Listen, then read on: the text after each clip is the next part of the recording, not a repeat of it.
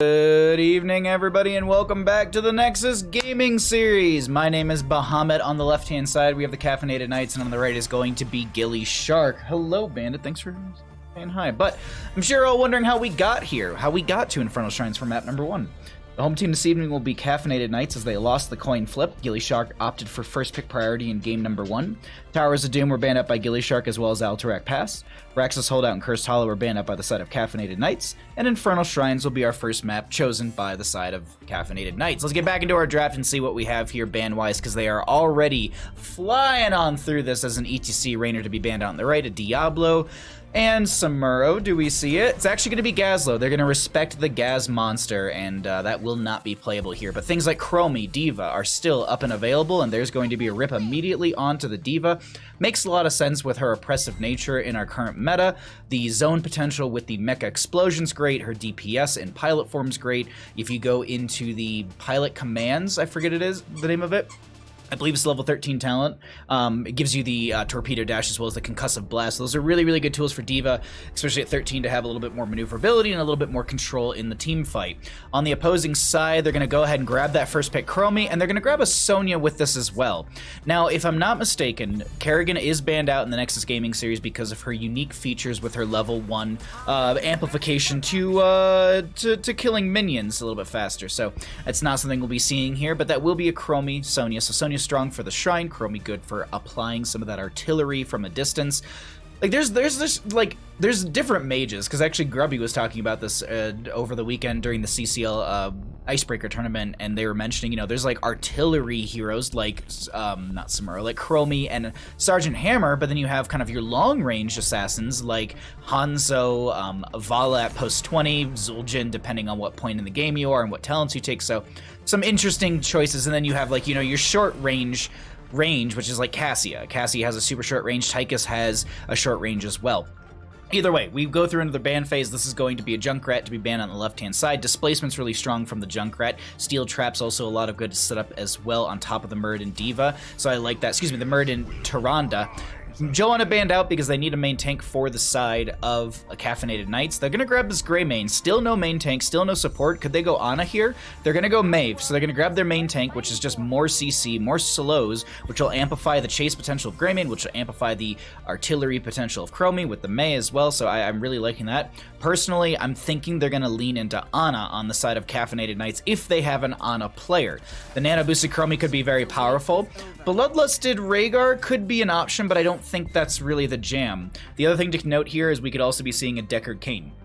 If they don't really care for the Nano Boost and they want some good sustained healing, they want kind of that healing setup, I think this is going to be a great pickup for them. On the right-hand side, they do grab this Cassia and Kael'thas. Cassia having insane play over the CCL exhibition, excuse me, it's Icebreaker tournament weekend, so that's an exciting one right there. And then Kael'thas for a little bit more shrine clearance setup, as we have a Stukov to round things out for the side of Caffeinated Knights. Still a great pickup for this map. You have single target disengage into the Diva with the flailing swipe, or excuse me, with the massive shove, or you can go flailing swipe as well. Into the Diva, this is actually a little bit better in my opinion than the Ana I was talking about. The Ana, yes, it would amplify your healing, would potentially mitigate some of the healing from Tyrande with the Biotic Grenade, but having that displacement from the Stukov is going to be big here, and I actually really like that adaptation. That was a smart call coming out from Caffeinated Knights. As we pull out of the draft, and we're going to load on into game number 1. Good to see everyone in chat. Thank you for coming by. Wono, thank you for the tier 1 for 16 months. Spam this ball to draft show Gall indeed. Dade, good to see you. Orange, good to see you as well. With or without balls, how you doing, my friend? Clumsy, how are you? Just the Peepo Goose, exactly. Let's go, gillyShark. Arbs, how you doing? Arby's, sorry. And Zul Rolls, good to see you, bud. Hi, everybody. Thanks for coming by. I hope you're having a wonderful night on this Tuesday, the week before Halloween. This weekend, I have Saturday and Sunday off. Like, I don't have to stream. I don't have to do anything. I don't have a CCL, anything. So I'm super, super excited because finally, can do absolutely nothing. But let's go ahead and get into this, which is actually going to be something very, very fun. Oops, wrong button. Hold on 1 second. Wrong button. It's going to, there we go. Just let it, there we go. On the left-hand side, we got the members of Caffeinated Knights. We have got Ark on the Sonya. Harboyam, I think it is going to be on the Stukov, we've got Static on that Greymane. Osmanthus, I think, is going to be on the May, and we've got Ghost Dragon on that Chromie.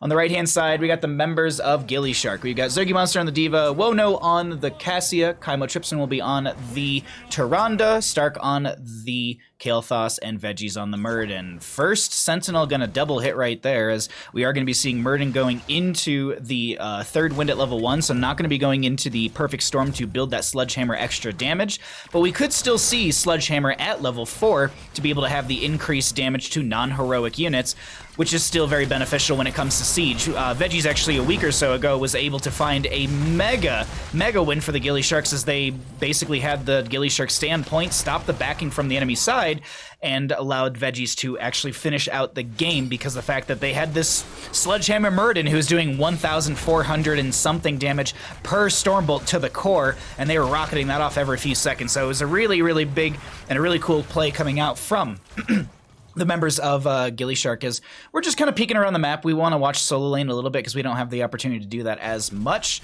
Shy, how's it going? Good to see you all. Halloween weekend? Yes, Halloween weekend. Yes. You're good? Glad to see you cast. Oh, glad to see me casting. Thank you. Thanks for the compliment. I had a lot of fun this weekend doing analytics. I rarely do analytics, so it's a new challenge for me and it's exciting. But I love casting. I love it all. I just like talking about Here's the Storm. Veggie's going to find a Stormbolt into Static, but it might have been meant for May, as they're going to zone them back with the Blizzard. This is going to be Kael'thas fighting a Gravity Lapse and a couple others. Tons of Chain CC coming out from gillyShark. Unfortunately, not able to find a kill within said Chain CC, as the Diva's going to boost their way back into top lane. First objective phase will be announced at 2 minutes and 30 seconds into the game, so until then, it's still rotating around, looking for level 4. Sometimes we kind of push into that level 7 realm for our first objective phase. It really just depends on how quick the rotations are and how much experience is going to be coming in for these teams. Actually, I might be wrong on that. It might be level 4s for the first. I'm honestly like doubting myself completely right now. I'm blanking out. I'm just like, I'm unsure. Either way, we'll see what happens here in about a minute. But first Punisher will be Arcane. Greymane dives into the front gate as Stark is going to go ahead and throw a little bit of counter CC. It won't connect onto Static, as Arb is going to be able to, or I guess it's Harb would be the shortened version, is going to be able to back off right there. Time trap onto, let's see, Mathis, and they're going to be absolutely fine. It's a gillyShark. Hey, 8-bit output, how you doing, bud? So, Arcane Punisher up and available soon. We are going to be seeing our Bruiser camp on the right-hand side grabbed for some top lane pressure. We have the members of Caffeinated Knights rotating around, setting up some time traps. Chromie did go into a Horror Anomaly, so there's no benefit to actually time-stopping your friendly members outside of maybe mitigating some of the damage that's coming into them. As, speaking of damage, that's Veggies taking quite a bit as they get back behind their gate, gonna let their third win proc right there. And we noted this beforehand, they went into that level 1 third win, which is going to allow them to have the amplified base healing by, I believe, 20 extra %, so their threshold is now 60, because I think baseline for Murden's 40, but either way, let's go ahead and actually pull away the talents. Let's look at this right now, as 7 talent tiers, a level away from both sides. They're looking for this. Arc taking a lot of damage. They're going to try and spin to win away from this. Able to do so, but Veggie's still trying to peel and force them out of there. Blizzard out from the May, forces the boost from Zergy Monster to try and step into this. Kael'thas throwing some damage out as well with the Gravity Lapse. Self-destruct coming out from the Divas. Murden's trying to zone someone into this, but they're able to stand on the edge of that on the side of Caffeinated Knights. Looking like the Shrine's going to go over to gillyShark, but they're not too far behind, and they're itching to turn this around on the side of Caffeinated Knights, as this is a chain bomb value from Stark onto so many members. 7 talent here, still not hit, as Static is in the lane trying to push that out a little bit, and Chromie finishes her level 1 questing talent, that deep breathing, already finished out 4 minutes into the game, but this will be the members of gillyShark grabbing the first objective and moving in through mid lane with that. Big first Punisher for them. No massive advantage with a kill or anything like that. Their siege is fairly strong. They're going to slow things down with a Chromie time trap. Osmanthus is going to be taking quite a bit of damage from this Arcane Punisher, and it looks like the gillySharks will get a little bit of the front gate. Not too much of the front gate, really, as this is going to be first objective phase going down around 4 minutes and 27. Excuse me, 4 minutes and 20 seconds. Nice. So roughly, caster math, I think we're looking at 6-ish minutes into the game. We should have our next objective phase up and available, because I believe it's a 1 minute 30. Might be wrong on that. Might be 2 minute.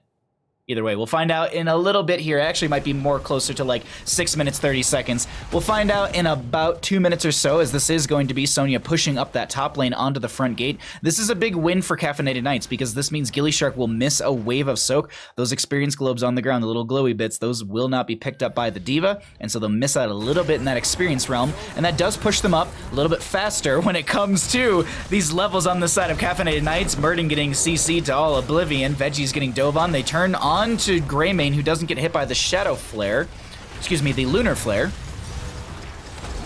Temporal Loop. I think Wono actually burned their medallion right there, and it was a little too early. They actually, oh, I thought they were going to get out alive, but the Lurking Arm from Stukov will be enough. Can they turn this onto the Mei? Doesn't seem like it will be the case, and that will be first blood over to the side of Caffeinated Knights. Start taking a lot of damage, is going to get the healing from Chymotrypsin in time, and this is Arb just in bottom lane pushing up with Static, Ghost Dragon, and Osmanthus. And meanwhile, this is just Sonya getting free double soak between lanes, and not much a contest because D.Va needs to match that soak as well. So with the kill that they found and with the slight experience deficit that's formed a little bit from the minions, this is going to be the members of Caffeinated Knights going up in our first game of our first best of 3 of the evening. But we'll have to see here. I'm holding my breath a little bit. Let's actually cycle through the other numbers, get an idea of what those look like, because we haven't had a chance to look at them yet into our game number 1. 10 talents, though, for the left-hand side. It is going to be Flailing Swipe for the Stukov, so they're looking for the large team disengage rather than the single target disengage. Sonya holding, but I expect it to be Wrath of the Berserker. I didn't actually look at... Yeah, there it is. I didn't look at all their talents. I was like, you can make an argument if they have Poison Spear, but I just feel like nobody likes Leap, unfortunately. So, gonna be another Wrath of Berserker game. You know, they just deal damage. They do things. On the side of the gillyShark, it's gonna be pretty much the same thing. Looks like they're gonna try and trade bottom fort for top fort. And at this point, they're getting fort for front gate. If they get well, that's pretty big, but since Sonya rotated up, they're a little bit worried, so they're going to back off. And that's actually going to be Medallion out from Sonya as well, trying to avoid the Stormbolt from Veggies, which actually connected it into the fort. And that's realistically, this is a trade win for the side of Caffeinated Knights. They're going to have periodic catapult pressure through the bottom lane in their favor, which will win out the lane. This next Punisher, Frozen Punisher, needs to be won by the side of gillyShark if they want to turn things around, especially for the bottom lane as they dive onto Stukov. He does go down. Greymane burned their Gladiator's medallion at the start of that. You can see on the top left right there, 2 minutes, excuse me, 280 some seconds on that one as they actually go for the invade onto this camp to apply more pressure. Greymane pushing out the mid lane. Ghost Dragon going to be poking at the D.Va who's sitting in the bush. Looks like they look beyond that just to be able to poke onto this enemy team and whittle down their health a little bit, forcing some healing out from Chymotrypsin, which burns a little bit of their mana bar as well. Not taking shove into D.Va? I wonder if Loop was grabbed to honestly force medallions. I know we had a medallion forced off from Cassia, from Wono, when they actually got temporal loop in the bottom lane. So maybe it was picked up for that. I mean, it is a shorter cooldown. We're talking about literally like a 10th of it, no, 100th, I think. I don't know, caster math. Anyways, this is going to be Sonya popping Wrath of Berserker, spinning to win onto this one, as that is a lot of damage onto Veggies. They get hit with the ice wall. There's a temporal loop onto somebody right there. Silence out. Veggies trying to work their way, but Ghost Dragon has the auto. Is it enough? The auto is enough. Stark tried to grab the regeneration globe, but the damage, the healing over time wasn't as quickly as Chromie's auto attack. I'm curious what the overkill on that one was for that Muradin, as they're winning this out, but that's going to be a mecha explosion. Ball lightning onto Static. Ball lightning bounces from player to player, but it expires before they're able to find a kill. That's a Gladiator's medallion for the Mei, and they actually still get the Punisher on the side of gillyShark, and they'll push this into top lane. Punisher jumping over onto Static, gets some decent damage here, but they're going to turn this onto Arc, who does end up spinning away. Living Bomb applied to them, does hit the fort with that one, and the Punisher down to 50% will just wail on this fort, but it looks like the members of gillyShark won't get much more than that, as Stark really wants this well, and since the well did have its shielding and its health swapped, the health is going to be 250, and the shielding is going to be like 230 or something like that. So burning through the shield's a little bit more annoying, because obviously it has that big regeneration from the shield, but once you get through it, almost any ability outside of maybe like 16 Abathur slaps one-shots that thing. I'm actually curious how many Abathur hits it takes to get to the center of a well. Burden on the right-hand side, though, is going to be just scouting out for this camp. Throws a Stormbolt onto it, and that does also give vision to the enemy team that someone hit this because there was health missing. So they're going to step into this. Veggies, oh my god, they can't even see each other because they're both in those in the bushes right there. I don't think that May overstepped and they were seen. Either way, they're going to try and clear things out on the side of gillyShark. 13 to just about 13 as Veggies clears it up. Or at least starts to. Meanwhile, in top lane, D.Va pushes up the wave but recognizes the enemy team is missing on map, so they just boost away from that one, and they'll still get the fort for free. Chromie won't be able to clear this out quick enough, and the wave is just way too pressed up way too quickly. With that, it does still have a solid level lead for the members of Caffeinated Knights.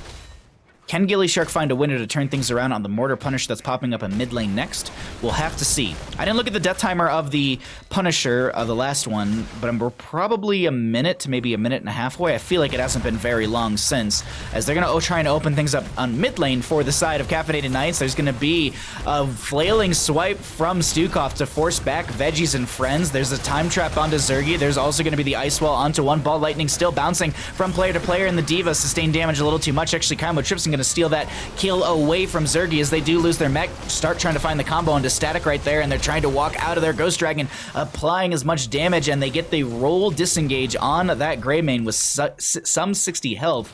They'll be able to hearth away. This will be camp stolen away by gillyShark, finding a little more experience, but still not closing that gap just yet, as we have our Mortar Punisher soon to be arriving in mid lane. Camp applied, and they're going to go ahead and focus onto that well, providing vision to the Impaler camp, and Stark and friends want to make sure that they get rid of that. Lane sustain being removed is big here, especially when the next objective is going to be in the lane that you can remove the sustain from.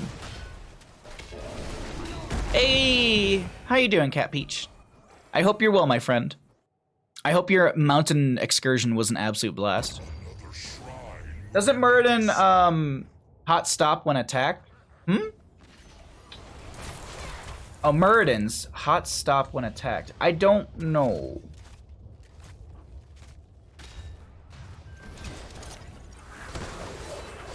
Oh, are you saying like the Muradin Stormbolt would interrupt the massive shove from Stukov? I don't know, actually. I don't know off the top of my head if it would. I don't think you're unstoppable. Are you unstoppable during that? I think you are. Either way, 15's up on both sides. 16 talent tier will be arriving first for the side of Caffeinated Knights. gillyShark's trying to step in here and make a play happen before that's even allowed, and that's a flailing swipe from Stukov. Zergy Monster has their Mecha Explosion up and available. They can look to threaten this even though the enemy team wants to step in with the 16s, and they're just going to respect it. They're halfway through. They're going to go ahead and clear out the top lane. This will allow them to find that 16 talent tier and also push back the Shaman camp that would be stepping up here as well. Healing over time. Ah, thank you, thank you, thank you. You're not unstoppable during shove. It can be interrupted. Thank you. It stops when he takes damage. It doesn't stop when he's... Okay, thank you. Okay, I honestly wasn't sure. I was like, I don't remember. That's going to be the Mei going down. Mech Explosion still coming out from the Divas. They get quite a few of these skeletal defenders. Sonya going to try and come back in here to steal these last few defenders away, and they might actually be able to do it. Static in here as well, but the gillySharks manage to get it, and they find a double kill within that as well. Big win for gillyShark as they push their experience advantage over into their favor for the first time in this game, and they're going to move in through mid lane with the Mortar Punisher. This will easily be a fort going down in favor for gillyShark. The question that I pose to them is, do they go beyond the keep front gate? They can easily pressure that keep front gate, but can they go for the keep itself? 10 seconds on Mei, 20 seconds on the Greymane. Both of them are necessary for a core defense right now, and gillyShark, I think, are looking to press the advantage up until that Greymane's up and back and in this fight. You can see Stark sidestepping some of the damage from Chromie. Zergy Monster and friends straight up onto the core, or excuse me, onto the keep. Does gillyShark posture towards an end? Not sure 100%. They're below 50% on this Punisher. There's going to be the chain CC onto this Mei, who just gets dove on by the Punisher. They manage to get their Cryo Freeze off. Temporal Loop goes on to Stark, who does pop their Arcane Barrier. They're getting low, but the Ball Lightning bounces from player to player. The Punisher's on the core, and it seems like the gillySharks are able to just back off. Sonya, meanwhile, in top lane, gonna try and push things out, and they're gonna hearth out just in time, but that's gonna be the Sentinel from Kaimo Tripson, able to get the interrupt onto that. The snipe will be there, the gravity lapse misses, the micro missiles won't connect. Arc, I'm just saying, if you had leap, you would have been out of there, bud, but they're gonna end up going down. That will be quest finished out by the Muradin baseline, which gives piercing storm bolts over to them. For anyone wondering what the Kael'thas stacks look like right now, they have 1,230 mana, so that's going to be what their Arcane Barrier has up and available to them. Whew, big game right now. 44 stacks for that Cassia. We also do have the level 1 Deep Breathing finished out for that Chromie, so she is going to be having the cooldown reduction as well as the mana reduction on top of that. Right now, it seems like both teams going for camps. Once again, the Punisher, I think we're somewhere on the 17-minute mark in the game. No, it's probably somewhere in like the 16:30-ish, maybe a little bit before that. Until then, though, it's going to be rotations, looking for 20s, trying to push the lanes out a little bit and find some sort of window to turn things around inside of Caffeinated Knights as they just get their Sonya back. Another Sentinel out from the Chymotrypsin to be able to see where the enemy team's rotating if it's going to be aggressive. Veggie's stepping up to anchor in the bush in case there's a flank coming out from the enemy team. And they open up the front gate. Stark gets dove on, pops the Arcane Berry. It's a 45-second cooldown onto that ability, so they'll have it up and available for what is expected to be the next team fight, or they can kind of delay it out right now. Micro Missiles onto Static. They'll be fine right now.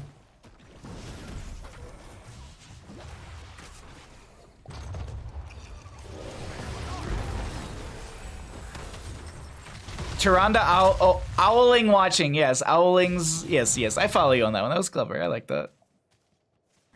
So D.Va to clear out mid. 20 talent tier. I'm trying to do the mental math, and I think they should be able to hit it. They might.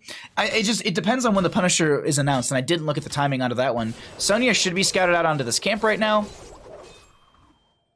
So I think that's just enough of a threat for them to actually leave the camp, and that was actually gillyShark saw them leave the camp right there, that's a big push off, I guess you could say. And they're gonna send another Sentinel, and they know that people are around this camp this time, because this is actually what the vision of Chymotrypsin's looking like. Do I have this right? Oh, there we go. Sorry, I was clicking on D.Va and things were breaking. Apparently, D.Va doesn't show player vision anymore. D.Va in pilot form doesn't show player. Oh, there we go. I don't know why that was being super weird. Usually, maybe it's just the portrait's broken. Anyways, sorry. We're finding out little things here and there, but apparently you can't, you can't click on the portrait to do it, but you can click on the hero model and do it. Okay. Yeah. All right, sorry. Anyways, little things like that for just my own future casting stuff. Top lane gets pressed up, but gillyShark found the fort in bottom lane. Realistically, I think that they just had the exact same thought as me. It's like, we got 20s, why not just start this? They have to come to us and fight our stuff. Like, we can give a top lane fort, we can maybe give a keep front gate. If we're threatening keep, that's even bigger for us, and they recognize that, and they're going for it immediately. 20 of the 40 skeletal defenders needed already in the pocket for gillyShark as the 20 talent tier is just about being hit for the side of Caffeinated Knights. They're going to find themselves a mid lane fort. Does gillyShark try and pressure into that? No. Stark actually going to rotate into bottom lane, going to grab the regeneration globes here so they can build that out to 50 stacks. Out of curiosity, 1,440 mana on that Kael'thas. Punisher coming through the lane, top lane camp coming through, but it is being targeted by one of the towers, so that's a bit of a bad go for the side of Caffeinated Knights for that spawn, or excuse me, for that wave in top lane. D.Va pushing things up, has the Mecha Explosion up and available. 20s are here for both sides. Stukov's holding their heroic. We'll see what they pick for their level 20s. That's a Gravity Lapse Chain CC onto one. Rather Berserker pop by the Sonya. There's so much onto this Mei who tries to get away, and the Starfall almost finds the kill into the Murden, actually going to Dwarf Toss forward. Stormbolt does pierce at this point if they want to just line that up and they find the CC necessary. That's going to be a Tyrande Owl into Static, and they find that kill from Chymotrypsin. Osmathus is just being chased by Veggies, who pops their medallion. There's going to be the Mech Explosion on the far side of this. Flailing Swipe pushes it back. Murden goes down to the Chromie as the Punisher jumps over. Ice Wall does go out, but the Punisher trying to slow things down. Ball Lightning is infinite, and Sonya needs to respect that. Wono still getting Ball Lightning value off as it's still bouncing onto this Mei. Is going to swap back over to Arc, and this is a Ball Lightning that is going on forever. They have the cooldown reduction for another cast of it, and I wouldn't expect, or wouldn't be surprised if we see that immediately come out from Wono here to maybe finish off Arc, and they don't go for it. They actually go for the core, and that's going to be game number 1 over to the side of gillyShark. GG, well played.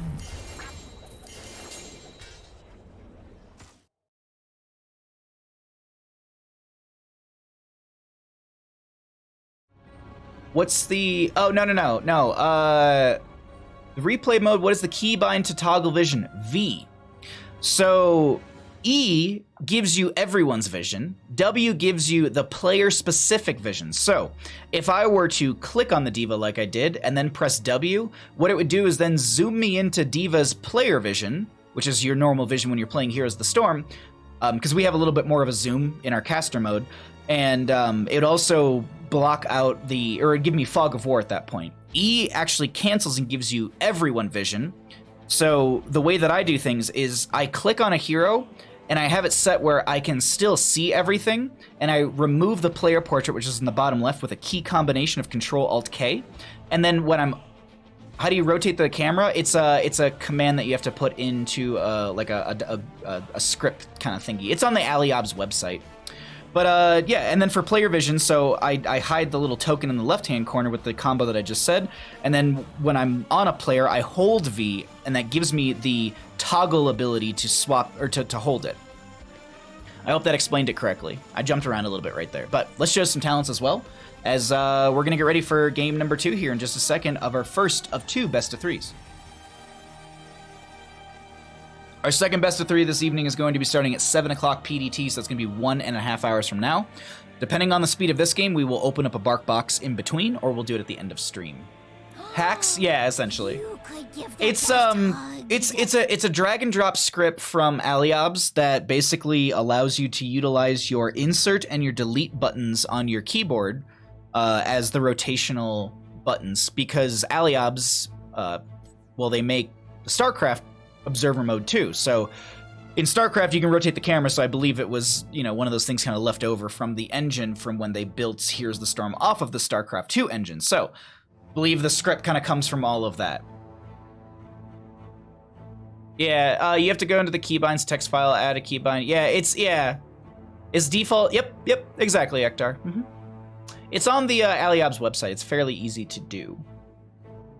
Also, DeQuicksilva and Thoroestrin, thank you for the follows. Sorry for murdering your names. Let's update our team scores right now.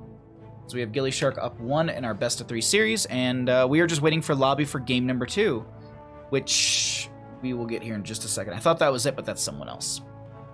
I was watching replays last night and wanted to see the fog. Ah, yes. Sounds like hacks? Sorta. Thanks for hanging out, everyone. I hope you're having a wonderful evening. While we're waiting for our game, I'll go ahead and tell you, about stream schedule. Tomorrow night, we're going to be doing Phantasmaphobia with, that's going to be with, I thought I had it wrong, but I think I have it right. That's going to be with Dids Day and Foxington. Tatsuki swapped out because I think there was a little bit of just, nausea from the amount of just moving in that game and stuff like that she was saying to us. So Foxington's going to be stepping in for tomorrow night, so they'll start at 6 o'clock PDT. So basically half an hour from now tomorrow night. Thursday night, we're going to be doing CCL's caster staff people playing Here's the Storm. So Jules, Doa, myself, Grubby. I think Warak's going to join us. I think Workhorse will join us. So we got a few people that are going to come play some Here's the Storm. That'll just be we'll either do a quick match. I don't know what we're going to do. I don't know. The game plan is just to play Here's the Storm together and have some fun. Friday is going to be Little Hope with Day. We actually have a Friday stream because Little Hope releases on that Friday, so Day and I are going to co-op stream that together, and that'll also start at 6 o'clock PDT. For tomorrow night's stream, the one that's going, not tomorrow night, for Thursday night's stream, the one that's going to be us all playing games, that starts at 5 o'clock PDT. And then Saturday and Sunday, as I said, there's no stream because it is my first weekend off. I am not streaming, I am not playing games, I am avoiding all sorts of internet and everything, and, oh, did I say Grubby? I'm sorry. Grubby, I don't think so. Doa for sure. Yeah, I think I said Grubby.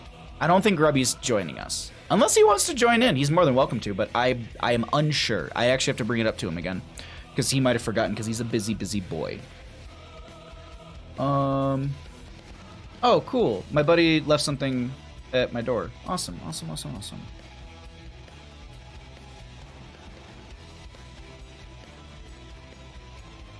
There's this, my friend's an oil painter, and he was, he's watched a couple of my Bob Ross streams, and he was over last night, and he was giving me some feedback on my last painting, and he was like, oh, I bought you this one thing, for your brushes. He's like, this is an essential thing to do, oil painting. So it's called a terp pot, so I'm excited to see it. He just texted me and said he left it on my doorstep. Hopefully the bears don't take it. Hey, Brett Michaels. How you doing, bud?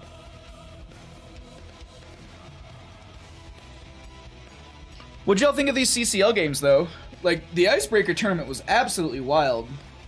I have so many notes from that weekend. Oh, custom game. Nice. We have a lobby. Ooh, interesting. Very interesting.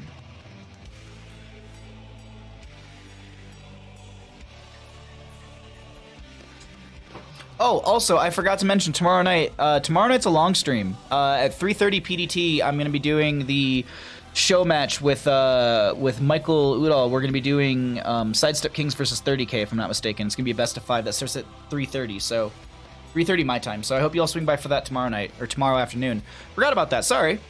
He literally just messaged me today, and I was like, oh, I have to mention people. I have to mention that. So tomorrow we actually have earlier casting, so that'll be super cool. It'll be Sidestep Kings versus 30K in a show match, and we don't have CCL this weekend, so it'll be exciting for anyone that's itching for CCL stuff. Caster our Spooky Worm. This map was won by them. This is going to be map number 2 picked by them, so that's that. That's good. We're all set and ready to roll. I think the grand finals is really good, though. Like, Crowd Control versus 30K was such a fun back and forth, and being able to have kind of a repeat of the show match that happened the week before, that was awesome. I'm just looking at, like, my notebook is like day 1, like this is just all my notes from day 1. And then this is all my notes from just the first 2 best of 3s in day 2, and then that's everything from the best of 5 on this page. This is right now today. So, all right, oh, I said that I'm ready, so we're just waiting on the players. They might be doing a bathroom break or something like that.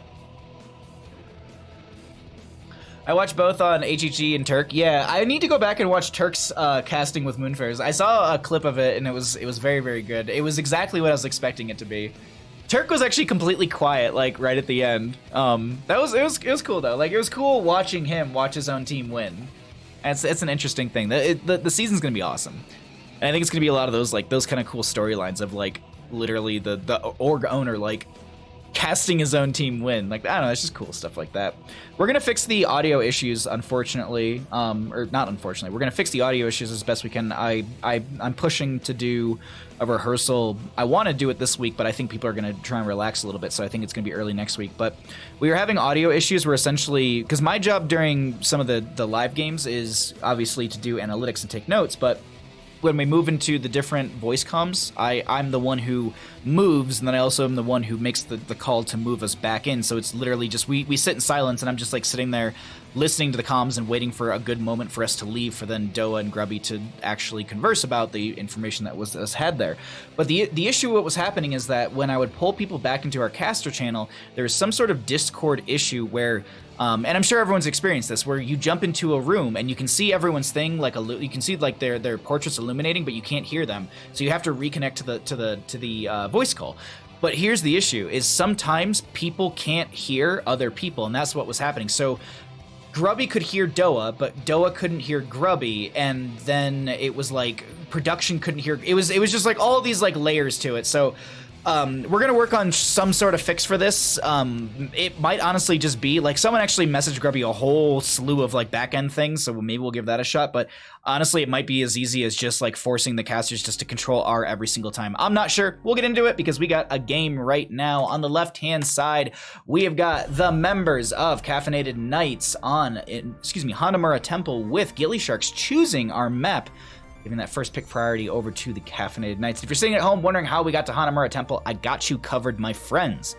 Home team this evening is going to be the members of Caffeinated Knights. They lost the initial coin flip and were given map pick priority for game number 1. The members of gillyShark banned out Towers of Doom and Alterac Pass. Members of Caffeinated Knights banned out Braxis Holdout and Cursed Hollow. Infernal Shrines was the first map chosen by Caffeinated Knights and lost by them.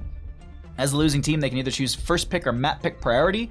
They opted for first pick, giving map pick over to the side of gillyShark, who has chosen to take us to Hanamura Temple, a map that we rarely, if ever, get to see. And that is a respect ban on 2. Kaimo Tripson's Tyrande.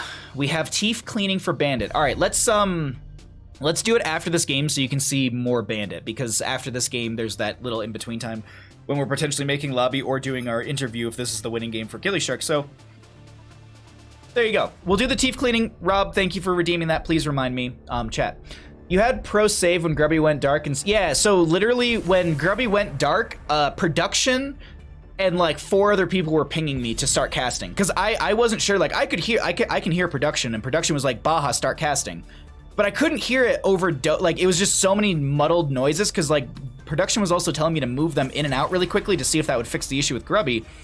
And then production was also telling me to start casting, and then I had people like DMing me like, hey, can you start start casting right now, you're in the call. So eventually it was just like, okay, and I was literally like, no joke, we went to a break afterwards to like just talk about everything, and I was just like shaking because I just wasn't ready to start casting. Regardless, let's get into it. We can talk about the game that we have in front of our faces, as that's a Tyrande Gazlowe on the left, ETC Raynor on the right. We have first pick for the Caffeinated Knights. What do they opt for? Is it a Chromie? It's gonna be the Joanna. Okay. I scared them with our scrims with Tyrande. Oh. Samuro incoming? It's a map for it. Indefinitely. Indubitably, it's a map for them, or indeed, if you will. I'm trying to think here, what's going to be their 1-2 punch? What do they want to run out the gate with on this? I like it. Strong healer to start with. Diva's going to be great because it's Diva. It's just massively oppressive. We do have a Mephisto to come out. A lot of good poke potential with the Mephisto, and this is a very poke-oriented map, especially with the core 4 and bottom lane. This is some decent dive. I'm surprised they're not going into a Diablo with the dive potential from the Mephisto and the Greymane. We are seeing actually a full Diablo-based team, though, coming out from Caffeinated Knights, as gillyShark has this first ban going into our second ban phase. They're going to need a healer, so an Ana's not a bad idea. Solo lane, they could ban out something in the solo lane they don't want to deal with. It's really up to gillyShark what they don't want to go up against here. Me, I lean into the Ana, but it doesn't seem like they have an Ana player. They're going to get rid of the Sonya, and their Sonya in the last game was strong, so I think they're going to force their solo lane to play something different. I don't think Diva had a difficult time with it against the Sonya, but I think it's just, why not force the solo laner into something else, into the Diva? We'll have to see. I actually don't know. Like, does Sonya do better into Diva? I wonder. I'll have to talk to some people about that. What do you think, chat? Do you think Diva does, do you think Sonya does pretty good into Diva? That's going to be a Muradin respect ban right there, as they don't want to deal with that. What do we get in our 2-3 slot? Do we get the Cho'Gall that the gillySharks have been teasing this evening? Is it possible? Do we get it? Are you gonna do it, gillyShark? Are you gonna live up to the request? That is my only request, which is just play Cho'Gall. No. All right, we don't get it. Nubrak and Kael'thas to be grabbed right there. They want to be able to shut down whatever healer's coming in. You know, it's actually also a good healer that I wasn't mentioning, Lucio. Sound barrier is great into all this. You mitigate the burst from Kael'thas if they go into the Pyroblast. You mitigate the burst of the Diva Mech Explosion. So I actually lean into the Lucio a ton because it also gives you the speed boost for engage, disengage. They're going to go for Chen for the solo, so it's going to be some harassment. I would hope for a barrel, but I wonder if it's probably going to be more into a Storm, Earth, and Fire. Last pick, though, will be an Uther. Okay, they're going to be opting for some armor, some lockdown with the Justice of Hammer, and as well as the Divine Storm, I would assume. This could be a Bless Shield, a Divine Shield. We'll have to see here. Lunara will round things out. Sustained damage is good. Uther in the past has always been talked about as weak into a Lunara, so I wonder if this is the reason we're seeing said Lunara. Is just the Uther healing is just not quick enough for the damage over time Lunara can supply into a lot of these. A Nubrak? Hey, yeah. Sorry, I read Dark's hello to me and I started saying hello right there. But hello, Dark. How you doing, friend? Hard won't play Lucio? Oh, okay. Probably an Anduin. They left Lunara open. Yeah, I know. Yeah, they picked it up so fast. Divine Greymane? I could see a Divine Greymane. I feel like we could also see a Divine Storm as well. Like, I think it'd be good to maybe just, like, walk in Divine Storm like the Kael'thas Deckard and blow them up or something. I don't know. We'll have to see. Because you could, like, Divine Storm, you could then Endurance of Hate them, you could Bless Shield them. Like, there's a lot of chain CC that you can throw onto the gillySharks, which is what I'm most excited for from the members of Caffeinated Knights. If they can turn this around and take us to a game number 3, we'll have to find out here, as we are going to load into Hanamura Temple for our second map in our first best of 3 of the evening. Let's go ahead and get on into it. Wrong button again. On the left-hand side, we got the members of Caffeinated Knights. We have got Static on the Greymane. Ghost Dragon going to be on that Mephisto. Oz will be on the Joanna. Harb is going to be on the Uther, and we've got Chen being played by Ark. On the right-hand side, we got the members of gillyShark, who are trying to close this out in a 2-0 fashion. We've got Zergy Monster on the Diva, Veggies on the Anubrak, Chymotrypsin on the Deckard Cain, Stark on that Kael'thas, and Wono on the Lunara. Let's get into mid lane and check out our level 1s, as my mouse was not in the right spot on my... Okay. I bashed into my keyboard, and I was going to pan a lot smoother right there, but we don't talk about those things, and we can just go ahead and... So yeah, for anyone wondering what I was talking about earlier, this is the player portrait thingy. Control-Alt-K. Because now I can freely click on people and there's nothing that'll pop up. Now, for anyone that is wondering, you actually will have little things in the bottom left that pop up. The NGS logo is covering it up. But so typically, if you want to avoid that, find someone without a questing talent. Deckard Cain, right now, doesn't have one. They're an easy choice. So we can go ahead and just click on over to them. Lunara is a choice as well, but what happens is when they auto-attack heroes, you'll see the little ticks over their head for the damage over time, or excuse me, the marks from Lunara. So that's just little things like that if you just want to have a little bit of a cleaner stream, but be able to do things like this, where I'm holding V currently, and since I'm selected onto Chymotrypsin, the Deckard Cain, I am getting their vision, and then when I let go, it brings everything back. So that's that little thing right there for anyone that was wondering how I am doing that. The other thing that I wanted to note too, which people were asking about, is setting up specific player vision. So let's say I want to just see Wono. I've selected Wono. I press W. This is currently Wono's vision. Hold on. Oh, I'm dumb as all hell. I'm on different overlays do different things. There you go. Yeah. So now so you have to hit the correct key. Oh my God, what is... Hold on. Sorry, we're fiddling with this right now really quickly. Yeah, it is W. Okay, you can look at the minimap, and when I hit E, we get everyone's vision back. When I hit W, we lose everyone's vision. So there you go. Yeah, that's how you can do all that. And then if you want to break all this, smash W and E, hit Z, and you are untethered. So we're back into the game. So for anyone wondering, that's how I do all of this stuff in the background. That's a little quick explanation that's maybe a little all over the place. Regardless, we're on Hanamaru Temple. Let's talk about this, because we do have our true objective, which is going to be the Sentinel Camp, or the Giant Genji, as many call it. This is going to be pushing the lane, and it actually pushes very effectively, and if left uncontested, much like our Bruiser Camp, it sieges fairly well. Chen going to be trying to force Zergy Monster out of lane. Meanwhile, in bottom lane, seems like things are going to be pushed back fairly easily. Lunar going to be going into Nature's Calling at level 4, and that's going to be able to allow them to have increased damage to basically non-heroic. So it's essentially the same thing like the Sledgehammer for the Muradin, but this is going to be for Lunara's Toxic, or for her trait.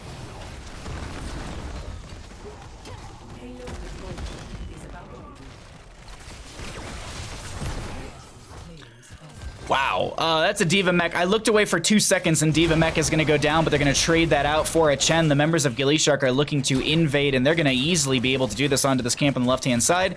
And they'll grab this camp away, and I wouldn't be surprised if they go for objective now, as it is going to be 8 seconds away from the announcement. What's our Sentinel camps looking like? A minute on the left and a minute on the right. We are going to be having pretty much nothing off of cooldown right now, for the gillySharks at least, so this will be them looking for objective. Stark going to be hearthing back with 9 regeneration globes on that level 1 Mana Addict. Meanwhile, Diva in top lane still pushing things out, making sure they're going to be having that experience in their favor. Objective coming through. Mephisto looking to poke onto a few. We also do have the Silver Touch for the Uther. It's 8 out of the 80 stacks on that one, so roughly a 10th of the way through on that.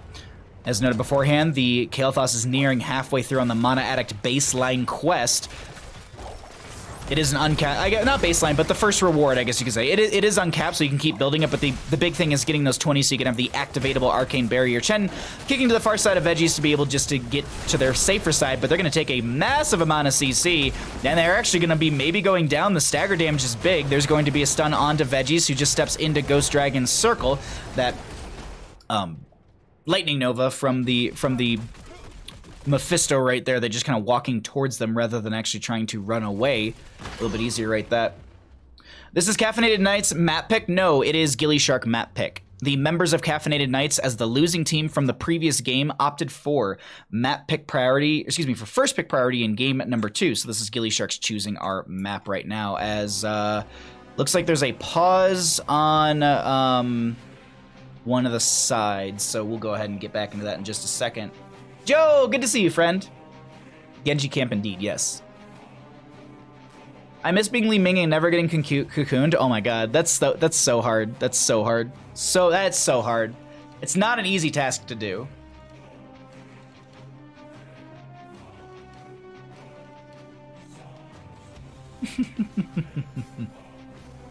gillySharks have good taste in maps, yeah. I mean, I will say this, looking... I don't think I've actually casted a Hanamura Temple game for NGS yet. No. Like, literally, this is the start of Season 10 right here, and I have not casted a single Hanamura Temple game. Yeah. Wow. So this is our first Hanamura Temple game. Oh, sorry, I was reading stuff. Okay, going in. 3, 2, 1. Pause break. Let's get back in the game, everybody. Alrighty, so we're back into this. A little bit of a pause, but we fixed our small issue. We're back into game. 7 up on both sides when it comes to our levels. So, even talent here being fought for our first objective phase that is still being pushed around. It is kind of in the neutral portion of the map. This center area as the camp will be invaded by Caffeinated Knights. They're looking to find this, just to steal this away with Chen going to be diving onto the point. Stark taking a lot of damage. Manages, I think, to get their own turret down on the ground. I don't know if there's any actual steal coming out from the side of Caffeinated Knights outside of stealing the kill onto Stark right there, as Veggies is looking for some sort of counter kill, but they step so far beyond their own team, and they're going to go down right there. The mech explosion not finding anyone, and this Sentinel camp in bottom lane is going to be pushing up. Kaimo Tripson and Wono going to be looking to just burn this down as quickly as possible. Well, Caffeinated Knights, they're going to slowly push this up, but they're actually going to have it stalled out. It's contested, and like Overwatch objectives, contested means it doesn't go anywhere. So this is just gonna be kind of the back and forth. Zergy gonna try and bop him off and everything. Stark looking for a combo onto Ghost Dragon, and they're gonna be able to get a little bit of damage onto them. But now the gillySharks on this point, looks like they should be able to grab this. I don't know if the enemy team is gonna give this over or not. Seems like that's the game plan. We're gonna go ahead and cycle through some of the other numbers right now. Now, we do have to talk about this because this objective, not so strong. Not really so strong. And I was noting this earlier, the Sentinel camp, these are the true objective of the map. These really push hard, and they get a lot more for your team. Seems like the objective is going to focus top lane, so the members of gillyShark will focus bottom, and they're going to try and go for a double fort here. With the 5 remaining shots from the objective, this is easily enough going to be going for that, and that is a wasted shot into... Oh wait, did it readjust into top lane? I'm not sure about that 100%. Right now, though, we have a fort being raced for a keep front gate, and I can't really argue towards the race in favor for Caffeinated Knights. Zergy Monster trying to delay them as they are going to be just able to get the keep front gate on the side of gillyShark. They're still stepping into this keep range. This is going to be 10 talent here as well, as Mephisto is going to dive for it. This is going to be a scroll of stealing from the Decker Cane, not finding the Mephisto right there. And they get a little bit of damage onto the keep itself, maybe a third of it, but they'll back off right now. They're going to look for their fortification. Nope, they're going to look for their Sentinel camp right now. Thank you, Ektar. Hanamura teaches you everything you need to know about HOTS. What?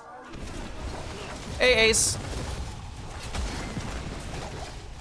Good to see you, Ace. Keep for fort every time? Okay. Alright, do we have anything out of the ordinary for our heroics? We actually do have, not Durance of Hate. I always forget this one. Consume Soul. By the way, if anyone didn't notice, Aliobs, when they did this most recent update, they actually put little numbers for the talents behind everything. So like 1, 4, 7, 10, and it's little things like that that are cool. I think they're actually doing a couple little quality of life updates as well that I keep seeing on Twitter. So they're the patch 0.69 might not live very long, everybody. We might be patch 0.70 very soon, because there's a lot of little things that Aliobs has been adding in, which are really cool.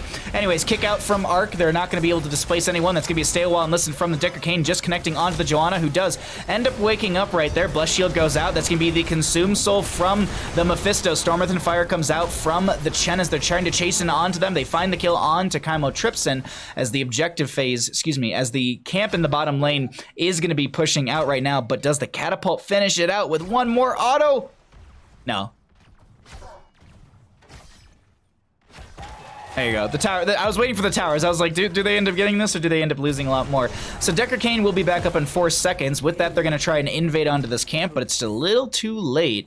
13 talent tier nearing for both sides. Up until then, with the 24 seconds, they're going to be looking for a camp on the left-hand side and just looking to push out their waves and keep the experience coming in.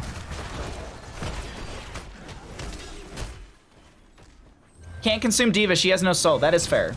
Blue Oyster Cult, thank you for the follow. Hanamaru is great for teaching important tactics like ignore everything and go for the boss camp every time it's up. Now, I don't know about that one right there, Inforian. All right? I don't know about that one. Escort the payload.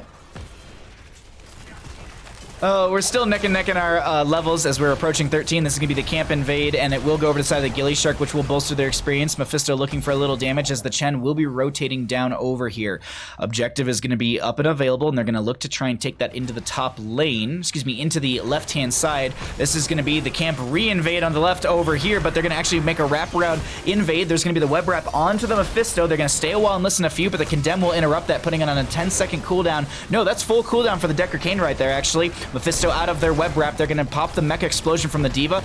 The camp will go back over to the side of gillyShark as they reclaim the channel point. No one going down. A lot of buttons being pressed, and this is gillyShark stepping towards this objective B point. Will they be able to feed this in as they grab the camp in the top portion of the map, once again to get vision, but also to grab themselves a little bit of experience? Wisp coming forward, Diva pushing this up, and it seems like the members of Caffeinated Knights will stall this out with it being a literal, just this, Diva trying to go for the bop right there, but this is Zergy very low. No Sentinel camp up and available. Zergy doesn't have a boost either because they tried to get onto this Joanna, and now Consume Soul used. That will be a slow. They dive onto Diva and find the kill. The overextension from Zergy to try and push in the objective does not work out. They get the Sentinel camp, but it was a little too greedy on the side of gillyShark.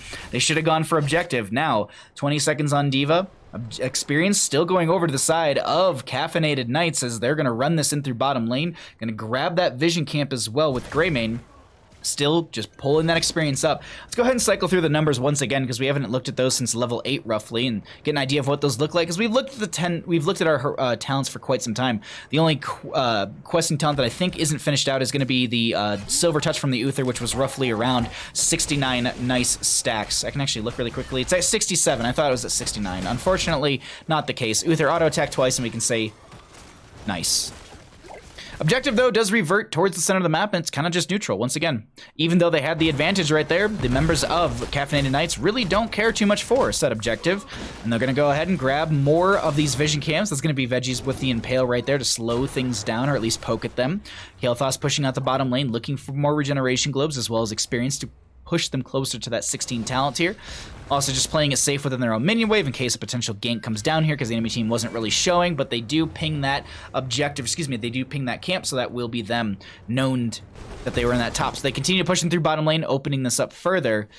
Nubrak anchoring is going to burrow charge away. Phoenix comes out from Kael'thas, and that's just going to focus onto the keep, getting a little bit of damage out, but it definitely will not take it down. Once again, objective neutralized to the center of the map, and everyone just running around, and this is gillyShark potentially with their 16 talent tier in just a second.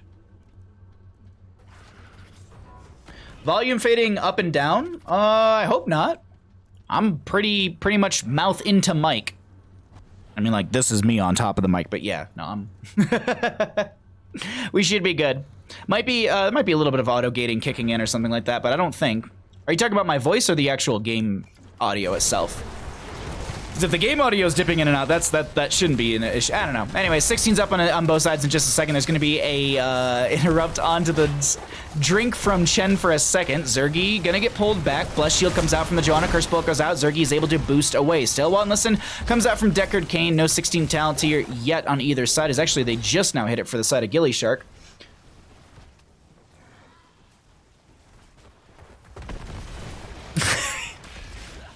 Like it on top of the mic. You have to adjust your volume up and down. That sounds like a Windows issue. Sounds like Windows is auto-adjusting your volume based on something, so I would check into that. Everyone just running around. Yeah, there you go. Yeah, exactly. Invade onto the camp, but unfortunately it's not going to be quick enough. We are going to be seeing the objective, though, going over to the side of Caffeinated Knights as they are going to have those shots into the top lane keep, but realistically it gets a front gate. Did it really literally only get a front gate? Was there a fort in bottom lane? I don't think there was. That's weird. It's a little awkward. Camp attempted to be grabbed. They're going to be hearthing back because they want to deal with the Sentinel camp in top lane. But that'll be dealt with in the bottom lane by gillyShark as well. Meanwhile, yeah, this is just going to be a bit of a lull in the game. Does gillyShark actually try and pressure the bottom lane? They are rotating through vision. This is them rotating. You can actually see Ark's vision right there. They're rotating through this. They know that they're coming for this. That's a Phoenix already onto the keep itself, and gillySharks are thirsty to grab this keep and apply consistent catapult pressure through the bottom lane. 60-second cooldown on to the Kael'thas right there, as they're now just going to be disengaging. They don't see the enemy team on that bottom lane keep area, so they have to be a little careful. Gravity Lapse comes out from the Kael'thas, not connecting onto anyone, as they are going to be looking for this camp on the Caffeinated Knight side, but they don't get it. That's going to be, I don't know if there was Storm Within Fire, but they still get the web wrap onto Chen, looking to find some more damage into them with a Gravity Lapse. Impale coming out from Veggies, actually, excuse me, Burrow Charge. There's the Impale coming out from them. Mecha Explosion, zoning them on the point. Iron Skin, excuse me, Divine Shield used from the Uther right there to mitigate the Diva Mecha Explosion potential kill onto the Joanna. Everyone mounts up, they all disengage, and no one goes down, but a lot of buttons being pressed overall.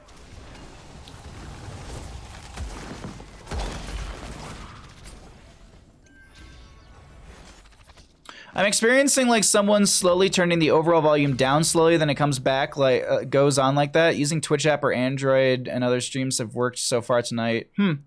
Well, I don't know what to tell you. I'm sorry, friend.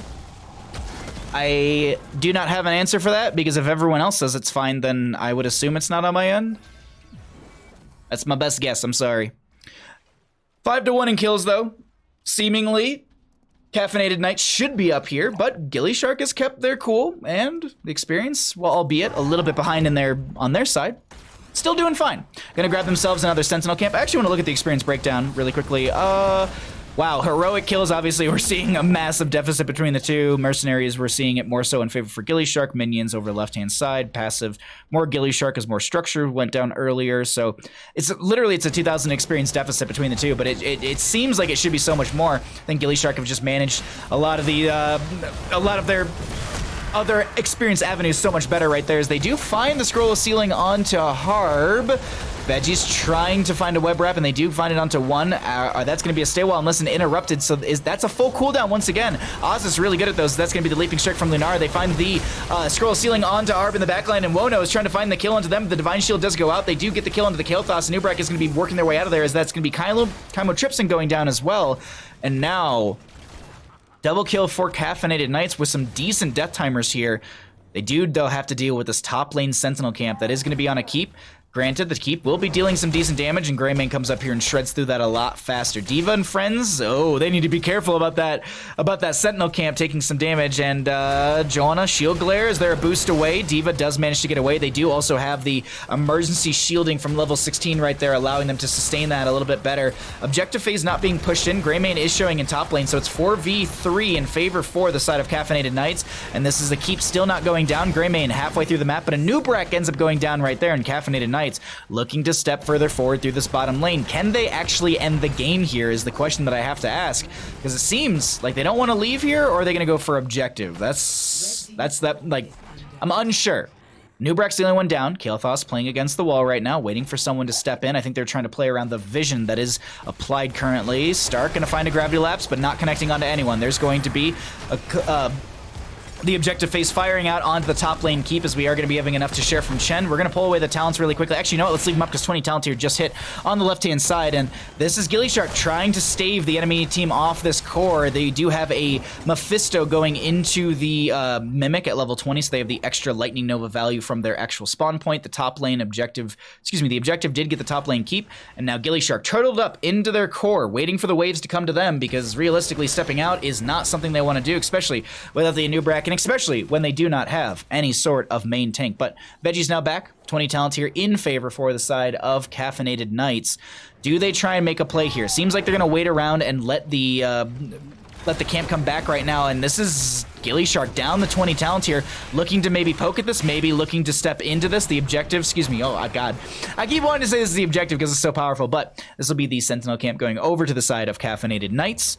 What did Chen go in at level 20? Energizing Brew, I don't see this very often, but now they're going to try and step in once again. Mephisto coming out with that Shade of Mephisto value, as well as the Mimic Lightning Nova. Curse Bolt goes on to Veggies. They're going to actually utilize the the Durance of Hate right there, and they find 1 kill. Kael'thas goes down, Mecha Explosion, Divine Shield with the Bulwark value. Look at all of those Divine Shields coming out.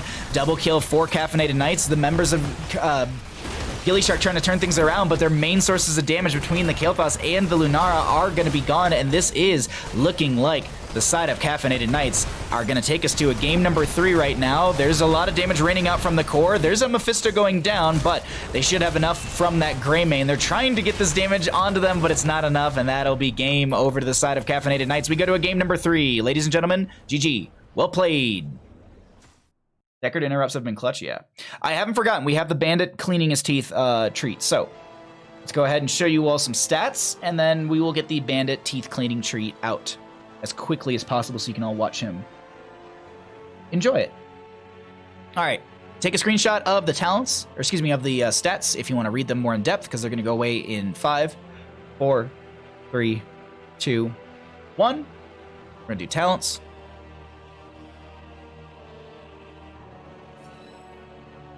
Literally already have a custom game. Oh my god. All right, back to Bandit and I. Let's join this. Let's get him the treat. You want to clean your teeth, bud?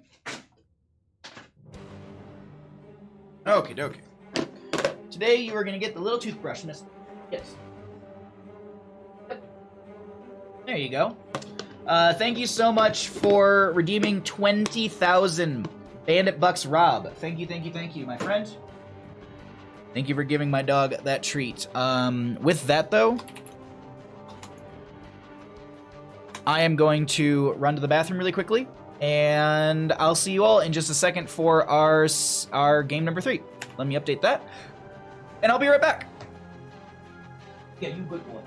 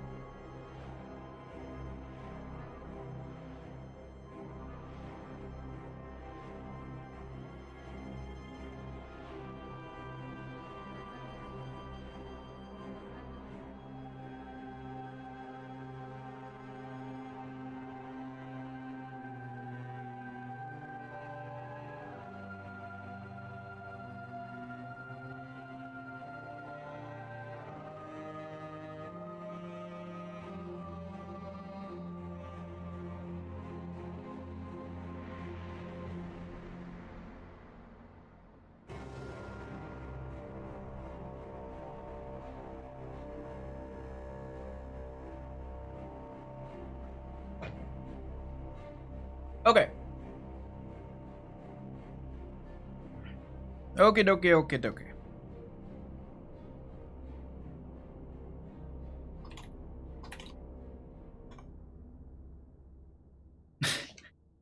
Hey, Zergy, what's your favorite counter pick versus Diva? Wow. Lily. Oh, okay. He only brushes his back left teeth. Most important of the chompers, though. All right, we're good. We're here. What's Stia?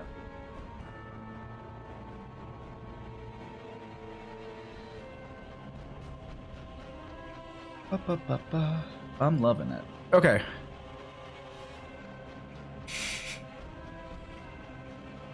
Fast feet procs. Oh my god. All right.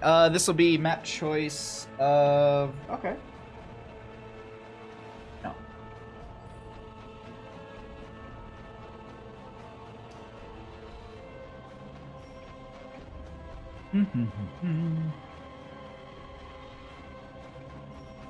All right, cool. Everything's set up on my end. We are ready to go, and yeah, he's very methodical about it. Yeah, that's my boy. He's a good boy. I'm just watching my own dog. I mean, he gets like a dental treat almost every day, and it's still just like, it's so cute. Oh, by the way, speaking of cute, we have some new emotes coming, so those will be fun. I'll get working on those like tomorrow night. We have one that I can instantly make and one that I commissioned, so we'll get those here soon. So yeah, a lot of good stuff. Okay. All this I don't need to look at. Cool.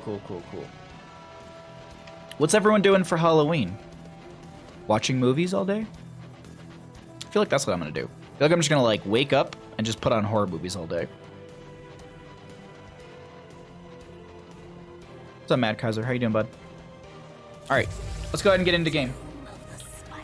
Buttons. I know how to push them. Welcome back, everybody, to the Nexus Gaming Series. My name is Bahamut. On the left-hand side, we got the Caffeinated Knights up 1, and on the right is going to be the gillySharks up 1 as well, as we get into Tomb of the Spider Queen for game number 3 in our first best-of-3 series. Let's go ahead, though, get to our map picks and bans, because I'm sure you all want to know how we got to Tomb of the Spider Queen. The home team this evening is going to be the members of Caffeinated Knights. They lost the coin flip. The members of gillyShark opted for first pick priority for game number 1, banning out Towers of Doom and Alterac Pass. Braxis Holdout and Cursed Hollow were banned out by the side of Caffeinated Knights. Infernal Shrines was the first map chosen by Caffeinated Knights and lost by them.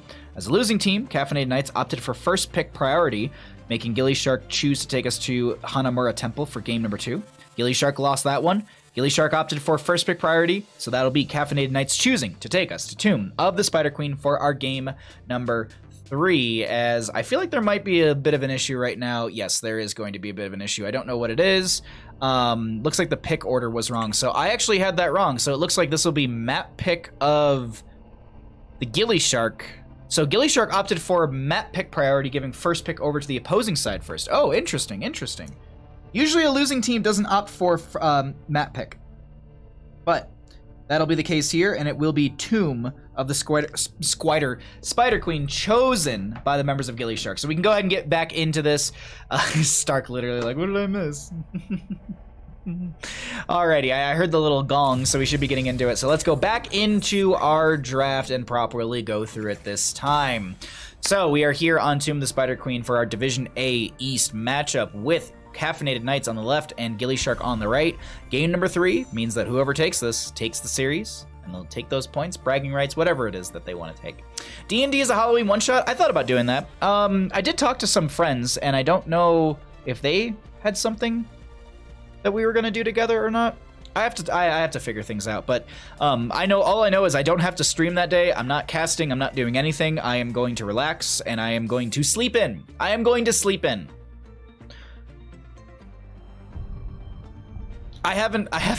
in like a month and a half. I'm sorry. It's all I can think about right now. It's just like Saturday, Sunday can't come quick enough. But let's get into our Tomb of the Spider Queen game here, because you know what? It's still Tuesday and we still have a lot more days in the week up until our weekend. So Diablo first ban on the left-hand side from the side of Caffeinated Knights. We are going to be seeing gillyShark. What are you going to be prioritizing for your bans? It is Tomb of the Spider Queen. It's going to be a Rainer. Just gonna get rid of sustained damage. Seize potential from them is strong.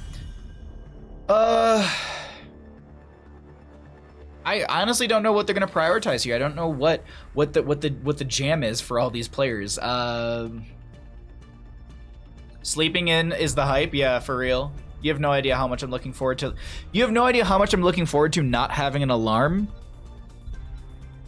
for a day. Because like I've had to wake up by a certain time for the last 40 some days, so that's it's just I don't like I can wake up whenever I please. I can just keep snoozing until noon and then go get a burrito for breakfast. Sorry, I'm gonna move past this, I swear. We have a Gazlo though banned out on the left hand side. For the gillyShark bans, they could look to ban out the Joanna from the last game. It was strong, would be great for this map as well. They don't have first pick, so if they don't plan to take the Joanna, maybe they opt for that. That's kind of what I'm thinking a little bit right now for gillyShark. But let's see what they go for ban-wise. It's going to be the ETC. They don't want to deal with the Mad Cow right there. Are you ripping apart toys, Mr. Bandit? I play to win. Well, they're going to go ahead and snag that first pick Diva away from gillyShark. What is gillyShark going to be answering into that, though? Looks like they're going to be the ones who actually have to counteract the Diva here. So they're going to go for a Tyrande first pick. Muradin here? Yeah. Veggie's Muradin is just really good, so why not grab it and be comfortable with it? I think that's a great pickup for them, for the gillyShark. Kerrigan's Globary compatible. Yeah. Kerrigan's banned out. she has a unique feature where she's getting a little too much damage into the minions baseline, so it's something that needs to be patched out of the game. So until then, everyone has agreed to ban her out. Mr. Bandit, I keep looking at you, and you are... Yeah, I know what you're doing. He's ripping apart one of his toys, but he's like guilty about it at the same time. I don't know, it's weird. Ban-wise, though, coming out from the right-hand side, they could look to ban out the Stukov, honestly. But Stukov has actually been quite a nuisance, so why not get rid of it? Oh, well, also Greymaine's been annoying too, and they still have their Greymain player unpicked, so that makes a lot of sense. It also pairs in the Sylvanas, gives them camp clear, so we'll have to see. They could have been opting for a mage, but that's a lot of spell power on the side of Caffeinated Knights. Ban-wise, though, going into gillyShark hasn't shown a ton. They could actually ban out the Kael'thas and force Stark onto something else, and there's going to be that. Yeah, that makes sense. Stark has played the Kael'thas in all the games. Static has played the Greymane in all the games, so just ban those out and force someone onto someone else. Malthael to be the grab for the solo lane into the D.Va. What are they going to grab, though, with this? They still are missing wave clear and core damage. And not by, like... And not damage into the core, like core damage within their actual composition. Cassia will answer a little of that right there. Last two picks, though, coming out for the side of Caffeinated Knights. We need a support still, and we still need some sort of extra wave clear would be nice, some extra damage. Hanzo's not an awful idea, but that's a lot of range for your team. And... Uther wasn't bad either. Okay, that's a Medivh, so hyper carries Sylvanas, and there's going to be a Rhaegar. So Bloodlust Rhaegar, maybe? I'm not 100% sure. But with that, they're going to grab themselves a Zool. So this will be Zool wave clear rotations, which are just absolutely so difficult to deal with because, as I said, their wave clear is very lackluster on the side of Caffeinated Knights, and I wonder if gillyShark are just going to try and run them down with the wave clear potential that they do bring, especially with the Zool. The Zool wave clear is going to be a big factor in all this. Kel'Thuzad is the fire pick for gillyShark here. Never mind Medivh. I changed my mind.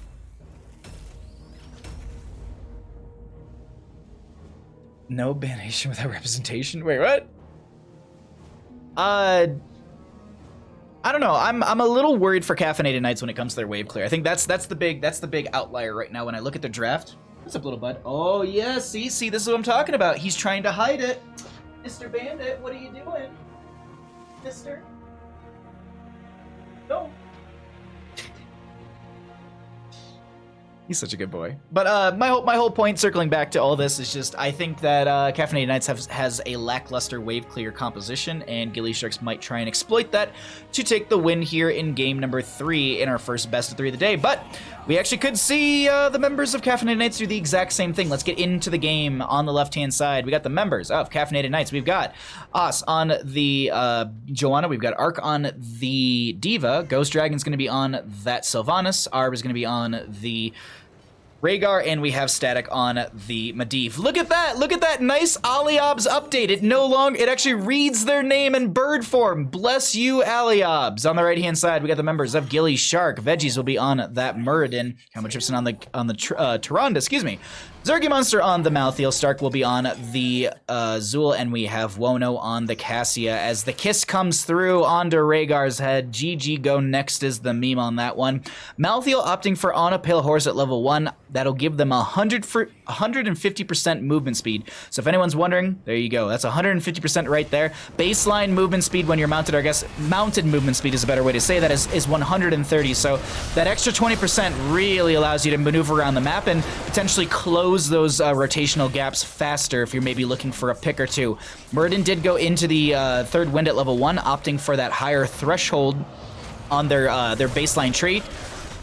It's chain CC onto the Joanna, who does pop the Iron Skin. Veggies and friends are literally just going to clear the wave, get the gems, and rotate back into mid lane. Stark already over here, but Medivh and friends, they're going to try and close that rotational gap that's formed when it comes to clearing the waves with the Medivh portaling. Will it be enough, and will the portals be too telegraphed for the gillySharks to maybe make a play off that. That's the one thing that I'm kind of sitting here thinking about when it comes to the rotational speed that they do have on the side of Caffeinated Knights, as they actually dive back through Static at 12 stacks on that Arcane Rift baseline quest. Now, for anyone that doesn't know, if you lose it, you lose all of them. Or I guess if you die, you lose all of them. So obviously, not getting picked off before finishing those 40 stacks is a quintessential factor for a Medivh player, as they're making these rotations a lot quicker, albeit their wave clear not the best, but since they have the Medivh with the portals, that is allowing them to make these faster rotations, actually causing veggies to stick into mid lane a little bit. That also means, though,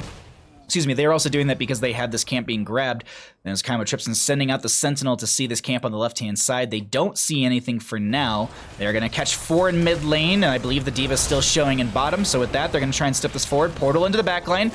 Chymotrypsin looking for the Lunar Flare if anyone comes through. Everyone kind of threatening, but no one actually goes through it in the end, as that still will be the spell power in favor for gillyShark, with a little bit of an advantage here. Slight experience gain as they hit 4 before the opposing side, pressing into the front gate of this mid lane with this camp as well, which allows them to have that 20 spell armor. Merding gonna drop a thunderclap down right there, and they're able to back off just fine. Stark is, though, going to be in this top lane, looking to start wave clearing once again, because as we noted, Zul's wave clear is absolutely outstanding, and Static is going to try and make a play. There's the protected status. They're going to try and portal away, and that's going to be Wono with the damage, but Chymotrypsin sneaks the kill. Kill stealer, support player on the side of gillyShark, and they'll get the stacks reset on that Medivh. That is what I was talking about beforehand. This Medivh Arcane Rift baseline now at 0 out of the 40 right there. 15 stacks on the Cassia, 4 baseline for the Murdim, 20 out of the, I think, 80s for the Jailers on that Zul. And those are our current questing talent recap, I guess you could say. Another Sentinel from Tyrande, not going to connect on anyone, but let's see what vision it does provide. They were checking that camp. We will survive. Apparently by their hand, we will survive. So we have Wono and Chymotrypsin grabbing the camp for bottom lane, moving back into mid. Stark and Zergy are looking for a potential turn-in right now. Members of gillyShark have the first turn-in potential, but there's something to be argued about potentially looking for back-to-backs. And this right here, this turn-in, is only going to give them the one big wave, and they're going to have to do another bit of rotational work to be able to have enough for another one after that. We'll have to see what happens here. There's arguments that I think Crone and I were making during the exhibition weekends about aiming for those back-to-back Webweaver phase turn-ins because it's just so oppressive. Unfortunately for Static, they're not able to get the stall onto the turn-in right there. They are able to get a stack, so there's that slight win from there. They do sidestep the Stormbolt from Muradin. Veggie's only at 4 stacks right now, as this is Static just trying to throw as many Arcane Rifts out, but they need to be careful. They're a quarter of the way through. They don't want to get caught out again and have those reset. Webweaver's descend in favor for the gillySharks, fairly far down into the lanes. Actually, you know what? It's going to be right into the mid position for mid, a little farther back in top, and same can be said about bottom lane, as that's just going to be managed by the D.Va. Start coming up here to just quickly clear the lane. Dear Lord. Quickly clear the lane and be able to amplify this with their own skeletal defenders that they are able to summon as they clear the minions out. They're also 64 stacks on those Jailers from level 4 right there, as they actually increase that a little bit further. Meanwhile, in top lane, the Webweaver's still fairly healthy. Gonna get the front gate with the help of Wono. There's a portal forward, and Wono, I think, might have scouted that, so they back off. Another Sentinel from Tyrande connects onto Oz, and this will be Zergy Monster in bottom lane pushing things out. While we have this happening, let's go ahead and cycle through the other numbers once again and get an idea of what the damage experience and healing is looking like in game number 3 of our first best of 3 of the evening. Rip stacks indeed. Thank you for the lurk, Ash. I appreciate that, friend. The clutch is ready to form again. Return the gems to me. Tyrande is going to get the interrupt. They have 59 gems in their pocket right now, so obviously more than enough for a turn-in. Veggie's going to find the... No, they don't find the Stormbolt. Ghost Dragon starts pumping the damage into Veggies, who needs to be careful. No 10 talent here just yet, so no Avatar form to pop. But they do have that... they do have that third wind at level 1, so that's amplifying their healing threshold as well. Static about half health. Gets hit with the... No, actually, Oz gets hit, but they're going to get rooted by the Zul. Tyrande not able to get the Lunar Flare. They're going to zone them back for now. Members of gillyShark still need to find 23 gems. Actually, it's different now because I saw the numbers go up higher, but still, they need a little bit of gem pickup right now just to be able to get the turn-in. On the opposing side, they're threatening double turn-in with 70 gems in their pocket, 21 already turned in. Harb looking for this turn in, but once again is going to be denied. They're going to need to get at least a couple members turned in here on the side of Caffeinated Knights. What's the Diva looking like? 30 gems. I was like, who's got this vast majority? Because between these members, it's not a whole lot. Zul poking out right there just to see if anyone's on the point. 10 talent tier just around the corner for the side of gillyShark as they're going to get the slow. There's going to be the Gladiator's Medallion from Zul. They actually pop their Iron Skin on the side of the Joanna. Mind Control Sylvanas is going to be the heroic right there. Zul's going to pop their Poison Nova. Arb is going to be just throwing some damage back into them. I'm looking through all the other heroics. Nothing really else is out of the ordinary. The only big thing to note will be the Mind Control from Sylvanas. We'll see how that works out for them as gillyShark has managed to stave off the turn-ins for now. But they don't have enough for their own turn-in, and this is when things get a little hairy. I would expect them to, I think, just eat the turn-in right now. Tyrande finds the Sentinel, but it doesn't pierce through everyone. Arb gets their 16 turned in. Veggies finds the Stormbolt into 1. Still have Zul zoning on the bottom portion of the map. Oz is looking for that last little bit, and they're going to get it right there, and that will be first Webweaver phase for the side of our blue team descending from Caffeinated Knight's left-hand side. 25 stacks on the Medivh, so they're going to be halfway through their baseline quest. But will it be reset is the big question. Can gillyShark stop that from being finished out? Webweavers far up through mid lane, onto the front gate, completely right there. Stormbolt goes out, but I think it hit a minion. Portal actually gets the Medivh up into the top lane to clear things out a little bit quicker. Joanna eats the Bone Prison with an Iron Skin right there as Stark is able to cycle down. It looks like they might have tapped well. No, they didn't actually. I was wondering if they were pre-tapping well for this engagement here. They're going to go ahead and just poke out here and there. Diva Mech is up for Explosion. That's going to be it, going to the far side. That's a little too far forward, but Murden gets the jump over the wall, and the fort still being assailed by the members of Caffeinated Knights.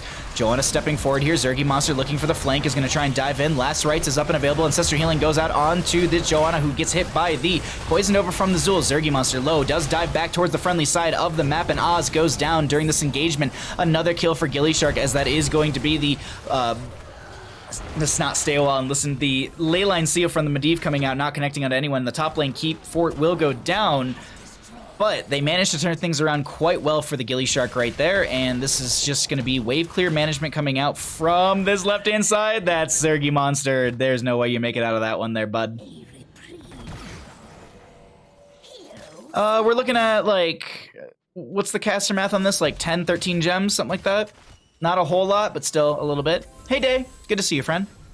Very, very excited for our streams this week. Ghost Dragon, Arc, and Arb going to turn in here, and they should have enough for a turn-in right there, and that'll be back-to-back Webweavers for the members of Caffeinated Knights. This is kind of what I was talking about. This back-to-back Webweaver descent is really, really oppressive and really hard to deal with because you just have the waves now pushed up, and this is actually mid lane straight on the fort. They're opting for the camp itself before opting to clear the camp out, and they're going to take a little bit of structural damage, but bottom lane seems to be the priority for the members of Caffeinated Knights, as it is going to be 13 to 13 in just a second.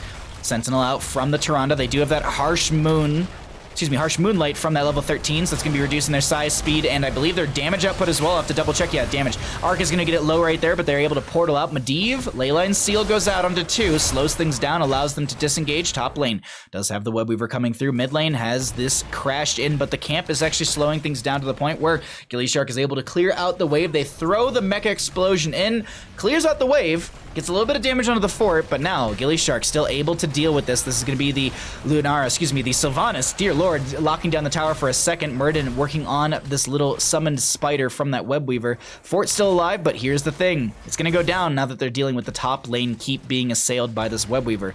This should actually be mid lane fort and bottom lane fort in quick succession for the Caffeinated Knights, and this is exactly what they're going for. This makes sense. The reason they're doing this is because they know the gillySharks are going top lane for that objective clear, and they can easily be across the entire map with this. They also have the Medivh portal. Right now, Caffeinated Knights putting the pressure into gillyShark with this Medivh composition.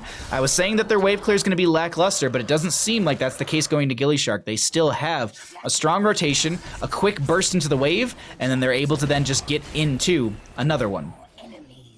And by that I mean a wave, or a lane.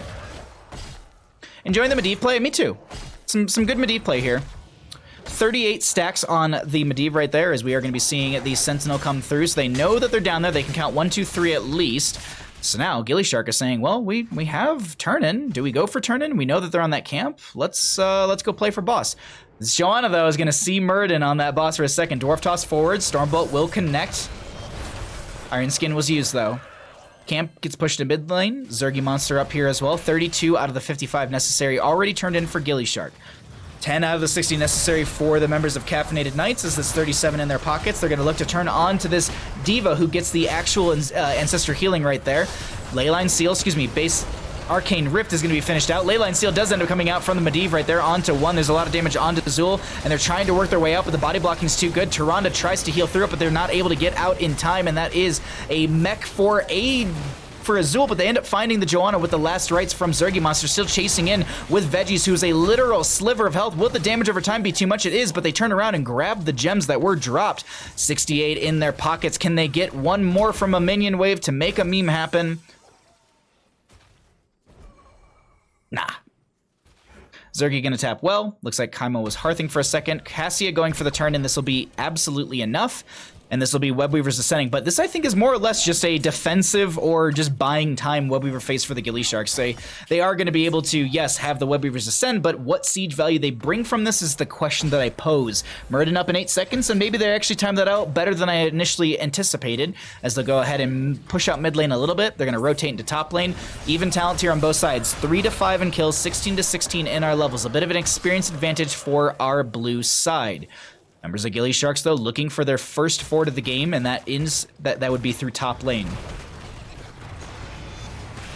Oz gets the Condemned to pull them in. Leyline Seal connects on to 3. Medivh, they went into Temporal Flux at level 16, so they do have the cooldown reduction, as that's a massive,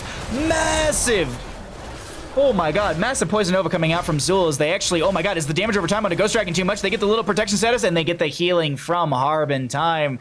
The Poison Nova with the Death Wave from the Webweaver almost finding a double kill. Another Sentinel out coming out, self-destruct out from the D.Va, and I think that's in the mid lane. That does clear things out. Webweaver in top, still healthy, still around half health, maybe a little bit below that, so they'll siege onto the keep front gate. Another Sentinel through, provides vision onto Ghost Dragon. Death Wave coming out from the Webweaver. That's going to be a triple Leyline Seal, but all it really does is stall things out for a few seconds. Medivh, though, trying to get that cooldown reduction with the Arcane Rift, because they do have that 16 talent tier synergistic value. Murden does finish out their baseline quest right there, so they got the Pierce onto that.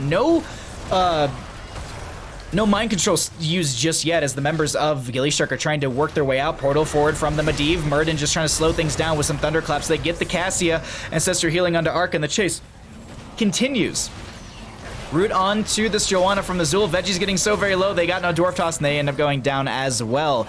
Meanwhile, though, in mid lane, Zergy is going to pick up a few more gems that were dropped, and this is them actually nearing enough for a turn, and they actually need 2 more gems, which Zul will find through the bottom lane, but this is a boss going over to the side of our blue team. gillyShark should know this, as they get the Sentinel through right there, and it connects onto Static. They will grab their own Bruiser camp for bottom lane, Siege Giants for bottom lane to add some pressure down there. And this will be the camp in through mid lane for gillyShark. I don't think they can make the rotation here quick enough, but they are going to be going for Boss plus Webweaver, as they have hit the amount of gems they need on the left-hand side. 12 seconds on the Murden, 3 seconds on the Cassia. They need to move quickly through this camp, because right now, the blue team knows that they're on this camp, because they can actually see on the minimap it's still showing up and available. But right now, they care about Boss plus Webweaver. Boss is now approaching the keep itself. Webweaver not far behind this. Mid lane, bottom lane have some counter pressure to buy some time, so they can go on this a little bit slower on the side of gillyShark. 5v5, 18 to 18. Leyline Seal connects on to 3. No setup following afterwards. Mostly just going to be slowing things down. There's the Blessed Shield for more CC afterwards, as the keep should be losing out to this boss itself. Boss plus Webweaver should be pushing towards core, and that's going to be the case. But there's a Bone Prison, there's going to be a Poison Nova from the Zul, as Veggie Dwarf tosses in. Malthael getting pushed around. There's a mind control onto Zergy, and they go down. That's going to be the first mind control of the game, but it does find the kill into this Malthael. No 20 talent here, so no one can stop death. Mecha explosion from the D.Va. Murden Dwarf tosses away. Gets some zone potential for them, and this will be Webweaver through top lane plus boss gone. No damage onto the core itself. A little bit of shielding removed, as they're going to step forward onto this on the side of gillyShark, looking to invade as they retreat. Ball Lightning comes out from Cassia, bouncing from player to player, and that's no 20 talent here, so no cooldown reduction in that. Death Wave coming out from the core itself, Haunting Wave out from the Sylvanas as the Ancestral Healing goes out. That's a lot of dive, a lot of burst onto the single point, but the portal will be on top of their head, and they're able to disengage. Members of Caffeinated Knights playing this Medivh play so very well, finding more kills, finding a keep, and finding a Webweaver pushing on keep in bottom lane. Very, very well played from them as they find their 20 talent tier in this siege. Portals are rooting inconsiderate, yeah.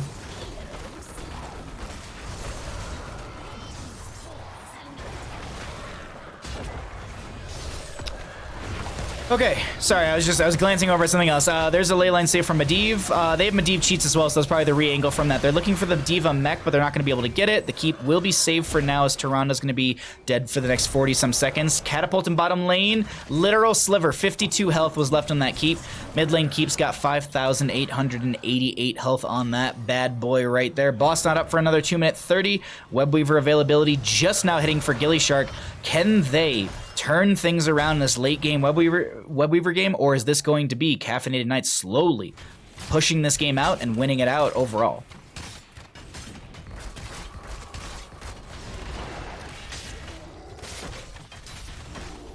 gillyShark a sliver away from that 20 talent tier, and Murden will find that for them in the top lane. What are we going to be getting? Rewind for the Murden, that makes sense. We are going to be seeing Shooting Star for the Tyrande. No one can stop death is pretty standard. What is it going to be? Zul's. Kaladin's Edict. Each time a skeletal warrior deals damage, reduce the cooldown of bone armor and Zul's heroic ability by 1.5%. What is 1.5% off of 90 seconds, chat? Can someone tell me? Every what's the yeah. Keep dying to the last turret shot? Yeah, I know, right? That's a little rough. That's a little rough. gillyShark's being zoned back a little bit right now into their keep area from static on that Medivh. We are going to be seeing the Siege Giant camp in bottom lane. Scouted out a little bit late from Kaimo Tripson's arc is already rotating through the lane right there. Medivh still over the head of a lot of these players. Veggie's just pushing out the top lane as best as they can. I think I might have misread this earlier. They went Reverberation at level 4. I thought they might have went into Sledgehammer. I think I've actually said Sledgehammer earlier. I think it's just me misreading the actual talent icon, so apologies on that one, as the Siege Giant camp will come through bottom lane. Still, Kaimo Tripson and friends with the availability for the turn-in, but with static literally on top of them, they're not going to get away for a single second, or at least be able to sneak around this map whatsoever. So they'll clear out this bottom lane. Leyline Seal connects. There's going to be the Medivh cheats. But unfortunately, the friendly team is not able to respond because they're just going to try and push up mid lane and look for a keep. Zul coming back over here, pushing this back. This is going to be an intense game right now. This is going to be some decent back and forth between these two teams, as this is Zergy and friends trying to dive out onto this, but they're not going to find it. Malthiel's able to go for their forward. Bottom lane is a Siege Giant camp. Top lane is Catapults. What are they hitting for? 354. Literally, gillyShark are making a bit of a Hail Mary play right now. Kaimo Tripson split from the friendly team. Ghost Dragon doesn't chase in with the Haunting Wave. I thought that was Kaimo Tripson going down, and Sister Healing will be coming out from the Rhaegar as the portal comes out, but the Ball Lightning is actually going to put them right next to them. Harp is so very low. The Stormbolt, I don't think it actually connected. Another Ball Lightning comes out because the cooldown reduction value from the Cassia level 20. Unfortunately, not full cooldown that time, but Zul needs to go towards core because this is a lot of siege coming through, and they will be able to just get this clear fairly quickly, but they will lose 14% off their core itself. Malthiel and friends making something happen over here as Wono tries to back off. I don't think Kaimo's got enough healing right there. There's going to be a Lunar Flare start coming in. Can they actually turn this around? Leyline Seal will slow the counter engage, and this will be Caffeinated Knights able to stall things out, but that forced the Zul off the core, so they need to deal with that, and this is them chasing in. I think they set up the portal for the team, but it's not going to be the case. 70% and losing on the side of gillyShark, as they're going to go down to 61% right there. The wave that came through the top lane getting so much value, and I think we can see the pressure onto gillyShark right now as they're going to jump onto the camp. They're going to be looking for something. If anything, the Starfall comes out from Kaimo Tripson. Mecha Explosion going to be coming out from the D.Va. Static is so very low, it's going to be able to bird up and get out of there as the camp still goes over to the side of Caffeinated Knights. Zergy Monster trying to dive in, pops the cleanse on the self-cleanse, I think, and they're actually going to be re-engaging onto this, trying to make something happen. Rhaegar goes down. Ball Lightning is going to go out into one or two players. I think it actually stopped right there, so they don't get any more cooldown reduction. They're still chasing onto this on the side of gillyShark's so very low, but they're going to lose the Medivh on the opposing side. That's the D.Va mech form going down. They don't find the Lunar Flare, but they find the kill, and that is so much value for gillyShark right there. All that's left is a Sylvanas and a Joanna, and the gillySharks, they need to make some important plays right now. Top lane do have the wave coming in. Mid lane, same thing to be said. I think what they're going to do is they're going to go for the staggered channel plus boss. This is looking like it'll threaten keep. maybe threaten game. But keep in mind, 30-some seconds on average between the boss being grabbed, the web weavers being... actually, no, Stark was a little early on that, but I don't think that's bad whatsoever. The web weavers do take a little bit of time. Stark is going to anchor. The Veggies needs to be on this point to deal damage and anchor, and I think they forced them off enough. There's going to be the Poison Nova from the Zool, just to try and speed things up a little bit as well. Top lane is going to be pushed back a little bit because the web weavers will be descending up as far as the enemy minion wave, so that's going to be far back right there, but they still have the boss to pressure the lane out. Can gillySharks make the big YouTube turnaround play, or is this going to be a top lane pressure that ends with their own core falling? We'll have to see what happens here. Webweaver in bottom lane getting low very quickly from the double catapult pressure, 428. Blizzard, please nerf your catapults by 8 damage, so that way we can say 420 damage at 22 minutes into the game. Anyways, this can be Starfall from the Tyrande. Medivh cheats trying to find someone, but only finds one. There's going to be the cleanse onto Stark as well. Use the Gladiator's Medallion. Boss is coming in through the top lane. The Webweaver a little bit further back at about 50% of its health. gillyShark stepping towards core, looking for the Diva mech. They're not going to find it as it boosts away. Webweaver is going to be stepping in here, as well as the death waves coming out from the core in defense. This is going to be the core starting to fall. Boss is slapping the core as well. Zergy Monster on this. Stark over here as well. Ancestor Healing will burst onto a couple members on the side of the opposing team, as this is gillyShark maybe taking the game in an insane turnaround in the later half of the game. This will be gillyShark taking the series in a 2-1 fashion. GG. Well played. Wow. Ladies and gentlemen, I was not expecting that turnaround right there. That was a wild one. I was expecting the possibility of a turnaround, absolutely. I just wasn't expecting it to happen then, and that so quickly. Wow. All Medivh does is cheat. I mean, Medivh went into another cheating talent, Temporal Flux. Medivh just cheating all over the place. Where is my lobby 1? Let's go ahead and jump in there, as we'll get one of the gillySharks in just a second.